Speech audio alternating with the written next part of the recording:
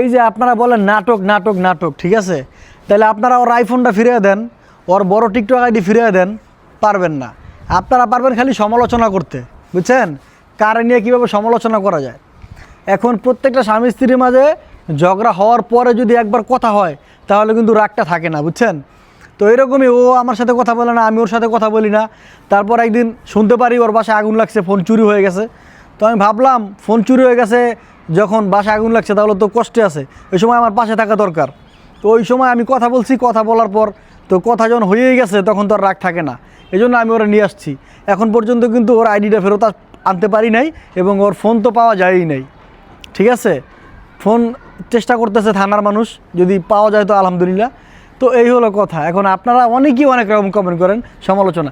আসলে আপনারা যারা সমালোচনা করেন তারা করতেই থাকবেন, আর আপনারা পিছনেই পড়ে থাকবেন। আপনারা সমালোচনা করতে থাকবেন আর আপনাদের সমালোচনা নিয়েই আমরা এগিয়ে যাব, বুঝছেন। তো আপনারা করতে থাকেন, আলহামদুলিল্লাহ, আমরাও আমাদের মতো চেষ্টা করতে থাকি।